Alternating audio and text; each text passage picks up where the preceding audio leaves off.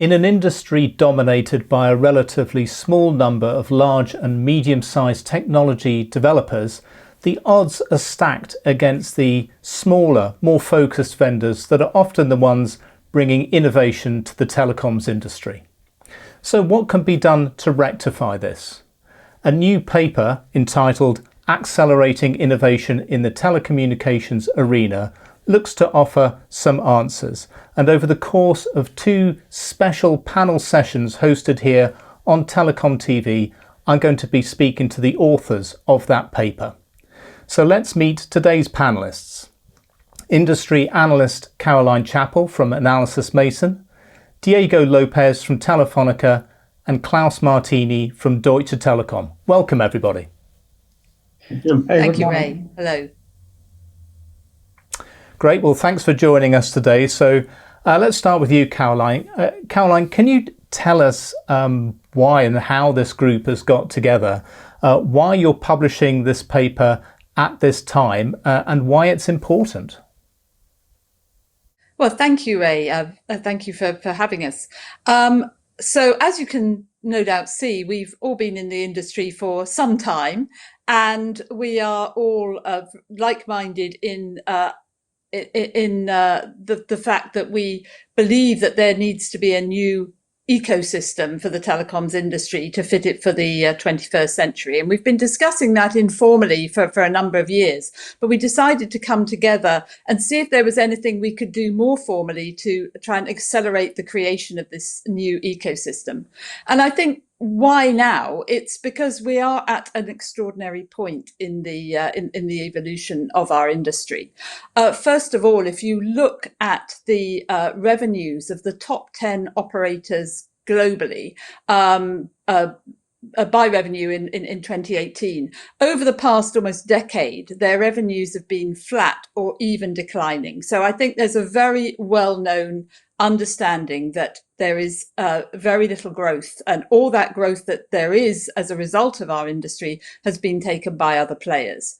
I think also you alluded to this right at the beginning. There is an increasing realization that the supply chain, as it's currently configured, is extremely fragile, dependent for various reasons, which we outline in our paper, on just a few suppliers that have grown through consolidation. And this is, we don't believe, healthy for the industry long term. And finally, we've had nearly a decade of work on digital transformation, understanding and absorbing the messages of digital transformation and what we allude to in the paper as softwareization, and both the opportunities and threats for the industry that poses. And so the time seems to be ripe now because those messages have been absorbed and a lot of the practices are underway in leading telcos. We believe the time is right for this kind of initiative.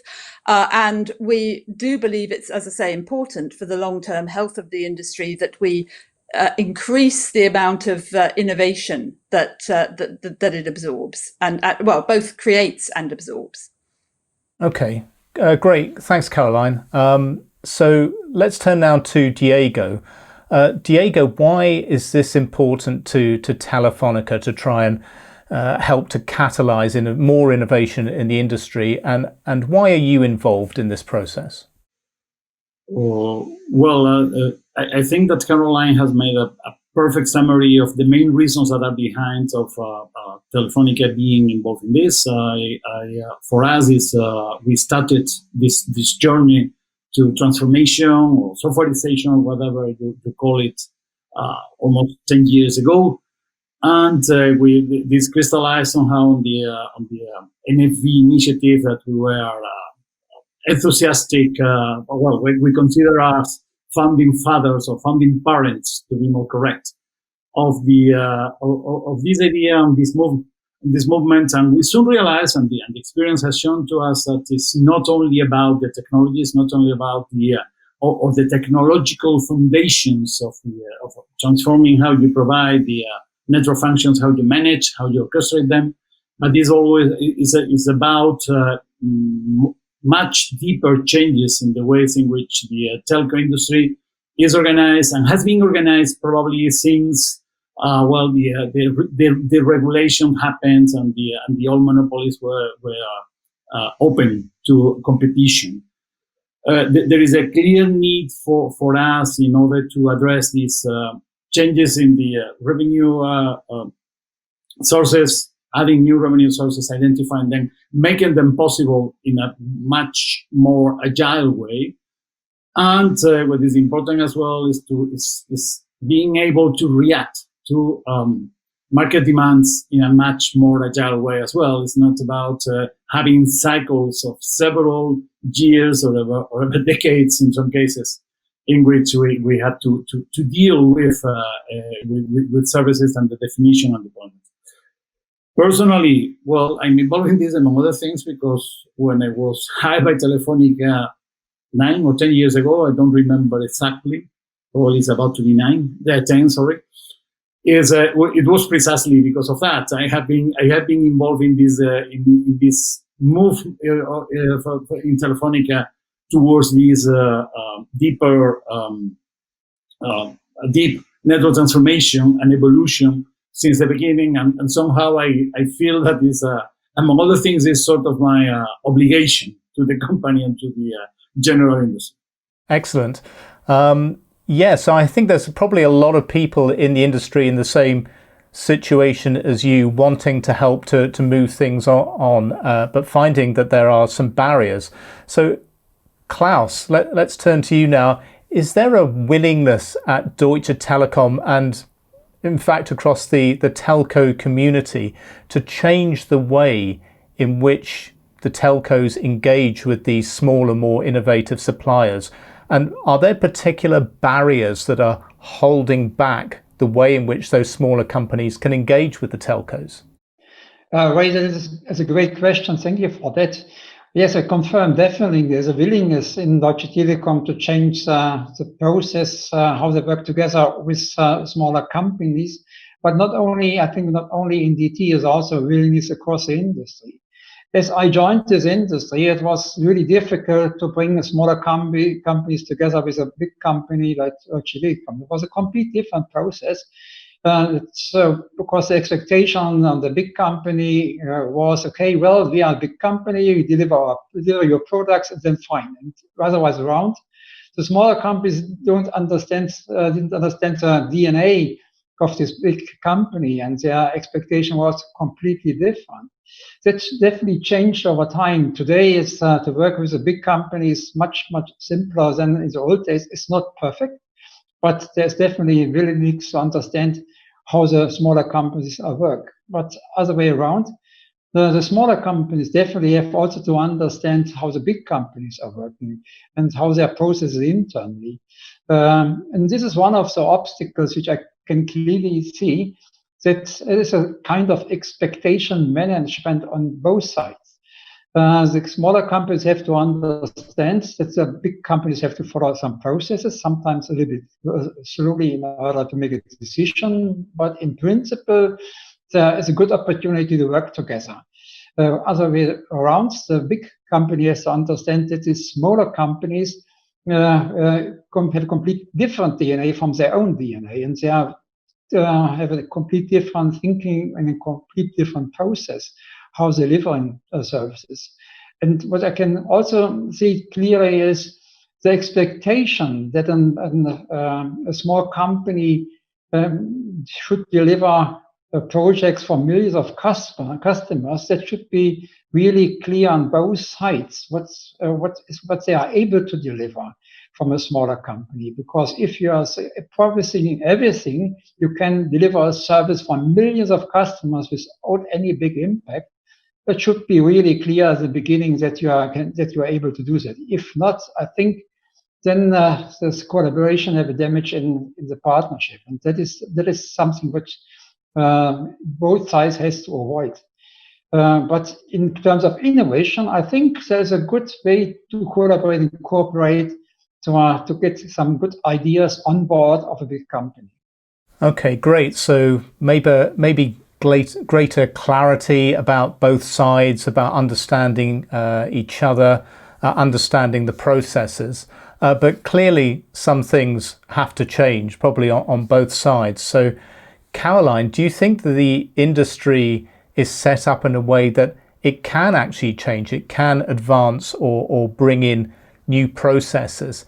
And if so, what would be the first steps that the industry could take to help change things in a positive way? So, Ray, I'm very optimistic that the industry can, and in fact is, changing its working practices. I mean, you've just heard from Klaus there about a big sea change within Deutsche Telekom itself.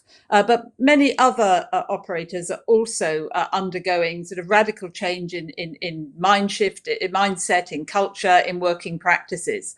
And I think Klaus is right. It has to start internally with the operators themselves, and in fact, many of them are doing that. And I think the secret there, the first step, is to get the right people in place, people with the vision and with the seniority to drive that vision through the organization to change the culture. And we've been benchmarking operators on their digital maturity for a number of years now. And certainly in the software space, one of the things we look for is the level of involvement and engagement with, for example, open source organizations, because I think that is a really good indicator of whether an operator is actually serious about changing its working practices. And as we've said in the paper, in actually taking responsibility for doing more of its innovation itself, because over the years, a lot of that innovative capability that was in telcos, decades ago, has gradually gone over to the supplier side, and many operators now have lost that internal capability. So they're bringing that back, and that's a very important first step in order to be able to understand and feel confident in dealing with smaller suppliers. But smaller suppliers, they often get their foothold in a single in a single operator. But we're actually interested in how we can promote an ecosystem, because suppliers don't just work with one operator in isolation, and operators don't work in isolation. And what we've got at the moment is a complete fragmentation across the whole telecoms landscape in terms of standards bodies, in terms of open source organizations and initiatives. And you might think, well, that would lead to more innovation, but quite often that is itself a barrier to operators working with smaller suppliers, because they don't feel the smaller suppliers, as Klaus said, fit in with their processes, their standards, and so on. And smaller suppliers, feel, well, this operator works in this way, but how do I transfer it, and broaden my market? So this really does need an open industry debate about how we can defragment things, how we can work as an ecosystem, what's the best way of doing that. And as I say, it starts internally, but very quickly becomes a discussion that has to span the entire industry. Absolutely, and great points. And I'm sure small companies and startups everywhere would be glad if they could do something once and it would apply to a lot of potential customers and not go through the same processes over and over again. But Caroline, you mentioned their standards.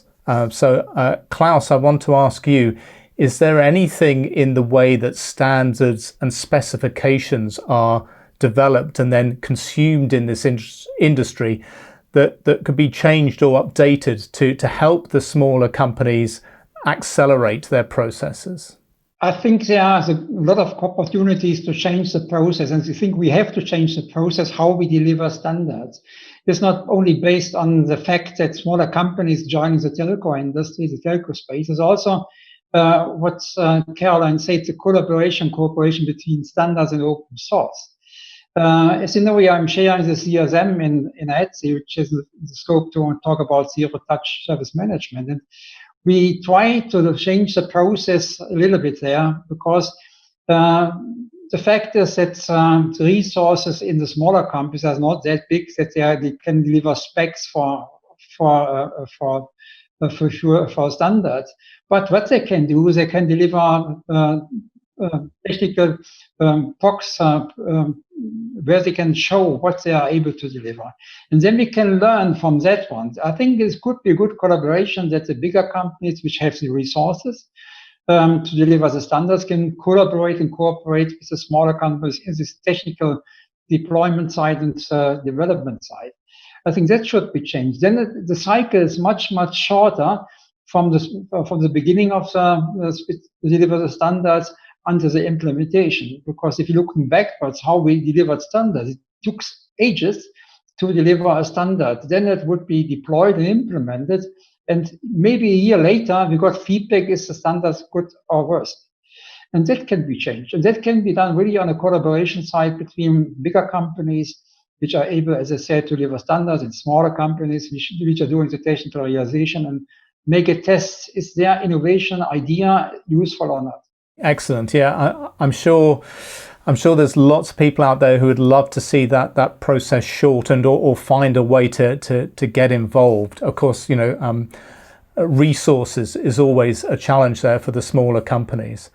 Now, along the same kind of line, Diego, is there anything that can be done with new ways of developing research and development partnerships that would help the smaller companies to perhaps get a foothold in with some of the telcos? Is there anything that can be done in the R&D processes? I personally think so, and the fact is that we have a quite interesting experience here in Europe with the successive framework programs, as they are called, in which the European Commission has been supporting the establishment of so-called consortia. They are not formally consortia. They are the temporary agreements among several companies, research institutions, companies of very different size, with a common goal and projects that last on average 2 or 3 years, etc. And I think that the experience that we have gained there, and then in particular many of the European operators and companies of all sizes, and something that is very important, because in many cases we're talking about companies, we're talking about innovation, but we have not to forget that an important amount of R&D, especially when we're talking about really disruptive changes, comes from basic research, and that is normally done in public research centers, universities, foundations, etc. So this framework program put together a variety of different organizations with a common focus and a set of rules that allow for further exploitation, not limited only to completely open collaboration. The idea is that for sure competitors were participating. We have been participating in many projects in which direct competitors of us, like, for example, Deutsche Telekom, Orange, BT, whoever, were participating, and we were collaborating in an open way. I think there is a lot to learn from this experience that has been supported in the past, basically with taxpayer money, but that we could import in a full private environment, probably through organizations that would act as a funding bodies. It's something that probably would exemplify the idea of the ecosystem, of having specialized niches of different organizations participating in the different niches, exploiting them, doing their best, and providing support to the other elements in the ecosystem in a way that, well, hopefully fully symbiotic and not with too much violence. When you think about an ecosystem, you have to think that ecosystems can be, in some cases, extremely cruel.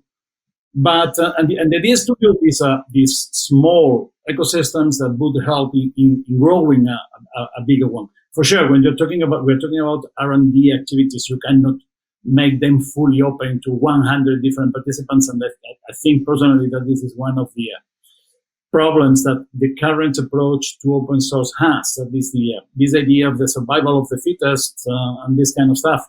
At the end, drains, in many cases, too many resources. And the idea is precisely to have a coordinated action and to put some rules on the combination and the different organizations that are willing to participate, etc.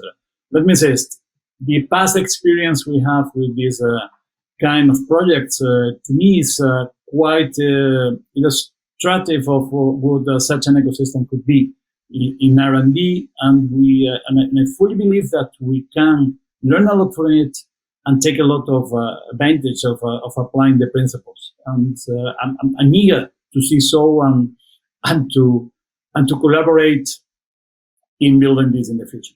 Okay, excellent. Great points, Diego. And obviously, if it's possible to develop an ecosystem without any cruelty, that would be a great advance for everybody, I'm sure. So many angles and topics we could talk about here, but we have another panel upcoming, and obviously a lot more discussion will happen after these sessions. But if I could just turn to each of you now for just a key takeaway from this paper that you would like to share with today's audience. So let's start with you, Klaus. What is your key takeaway? My key takeaway, Ray, is definitely the fact that we are coming now from a more or less private discussion, as Caroline said in the beginning, to a more official discussion. And we learned a lot. We on this discussion we had in the last couple of months and years. And the takeaway for me is to get it broader. We need more experience, more thoughts about the new ecosystem. And I think that is definitely not longer a discussion between us, that there is a need for a new ecosystem, and also a discussion about how we can cooperate between each other. This definitely is needed. Talk about that, but not only talking, do it. There's also a key message which I took from this as we created the document. Okay, great. Thanks, Klaus. And Diego, what's the one key point that you would like to share today? In my view, the key word here is, well, you can call it co-petition, you can call it co-creation. We need a deep cooperation among all the actors, leaving room for the possibility of differentiation and competing and all the like. But we need this close cooperation, which is open, fully open, with clear rules and with the goal of making the industry evolve. With this at hand, we will be able to make things happen. And what is important is that all the potential actors here have to realize that, like it or not, the world is changing and we have to change with it. Absolutely, great point. And Caroline, any final thoughts? Any key takeaway you'd like to impart? Well, Ray, I think it's absolutely imperative for many of the reasons we've discussed today that the telecoms industry rediscovers an innovation mojo. And I think there are a lot of like-minded people out there. I think we're a small group, but we'd like to broaden the discussion. We think there's a lot of fresh thinking that's out there and that's very badly needed in order to persuade, I think, at the highest levels of the industry and beyond that this is a really, really important topic, and we have got to get it right for the future of the telecoms industry. So we're very hopeful that we can expand the debate beyond our wider group, and would like to encourage people to read the paper and send their feedback. Absolutely. And that's why we're here today. And as I mentioned earlier, this is the first of two panels. We'll be exploring some more topics from the paper in the second panel and getting the experience of some of those smaller innovative startups during the course of that second panel. And both of these sessions really are the catalyst for broader discussion. This is just the beginning of this conversation. Now, the paper that's been authored by Caroline and her colleagues here is available on TelecomTV to download. Just a reminder, that paper is called Accelerating Innovation in the Telecommunications Arena. And I'm sure there's many out there with thoughts and ideas that they would like to share. So download that paper, see what it has to say, and then do share your thoughts with the authors, and their contact details are in that paper. So for now, I want to thank my panelists today for joining and starting this conversation, and thank you, the audience, for watching this video today. Thanks very much.